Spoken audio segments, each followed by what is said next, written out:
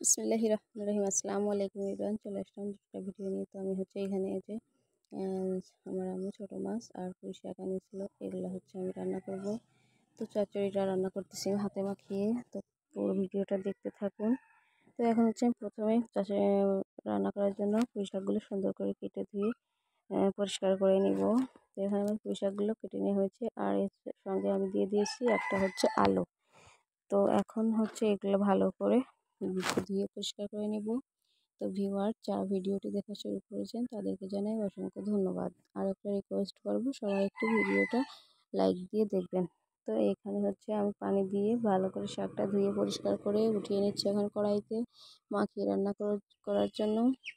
তো আবারও বলতেছি, যারা ভিডিওটি দেখতেছেন দয়া করে সম্পূর্ণ ভিডিওটি দেখে যাবেন আর একটা সুন্দর কমেন্ট করে যাবেন। তো এখানে হচ্ছে পেঁয়াজ কুচি, কাঁচামরিচ আর হচ্ছে রসুন কুচি নিয়ে নিয়েছি। তো এখন এগুলো হচ্ছে আমি কড়াইতে পুঁই শাকের মধ্যে দিয়ে দিলাম। আর এই যে মাছগুলো দিয়ে রান্না করবো, তো এই মাছগুলো হচ্ছে আমার আম্মু ধুয়ে ভালো করে পরিষ্কার করে একবার এনেছিল, তো আমি আরেকটু ধুয়ে নিয়েছি।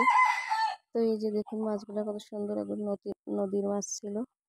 তো এখন হচ্ছে আমি তরকারিটা হাতে মাখিয়ে নেব। এর মধ্যে দিয়ে দিচ্ছি হচ্ছে স্বাদ অনুযায়ী লবণ, আর হচ্ছে দিয়ে দিচ্ছি একটু আস্ত জিরা, আর দিয়ে দেব পছন্দ মতো হলুদ। তো হলুদটা দিয়ে হচ্ছে আমি ভালো করে হাত দিয়ে চটকে মাখিয়ে নিচ্ছি। তো আমি বেশিরভাগ চচ্চড়িটা হাতে মাখিয়ে রান্না করার চেষ্টা করি। তো আপনারা যদি এভাবে না করেন অবশ্যই এভাবে একদিন ট্রাই করে দেখবেন, খেতে অসম্ভব ভালো লাগে। তো এখন হচ্ছে যে ভালো করে চটকে মাখিয়ে নিচ্ছি। তো তেলটাও দিয়ে দিয়েছি। তো ভিউয়ার্স, যারা ভিডিওটি দেখছেন দয়া করে সম্পূর্ণ ভিডিওটি দেখে যাবেন, কেউ টেনে হিস্ট্রি দেখবেন না।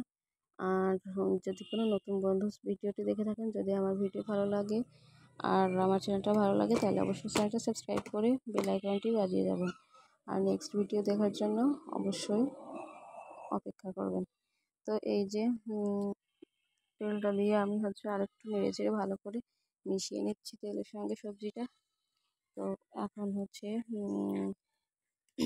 বলতেছি যে যারা মানে এ পর্যন্ত ভিডিওটি দেখতেছেন তাদেরকেও জানাই অসংখ্য ধন্যবাদ। আর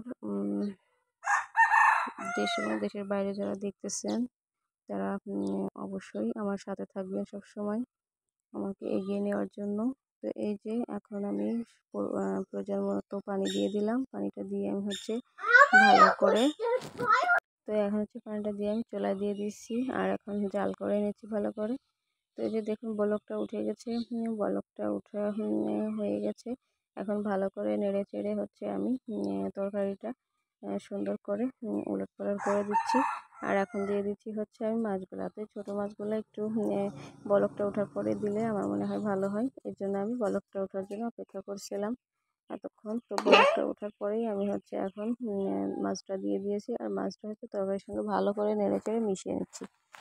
তো এই যে ভালো করে নেড়ে চেড়ে মিশিয়ে নিয়ে হচ্ছে আমি সুন্দর করে চাপিয়ে আবারও ঢাকনা চাপিয়ে রেখে হচ্ছে রান্না করবো, জাল করব।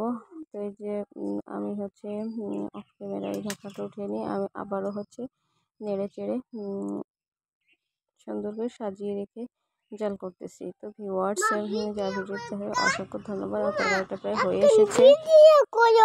হয়ে গেছে। তো এখন হচ্ছে আমি তরকারিটা নামিয়ে পরিবেশন করে নিচ্ছি। এই যে দেখুন আমার তরকারিটা লাস্ট লুক এভাবে আমি পরিবেশন করে নিয়েছি। মশলা খেতে অসম্ভব ভালো হয়েছিল। আসসালামু আলাইকুম, আল্লাহ হাফিজ।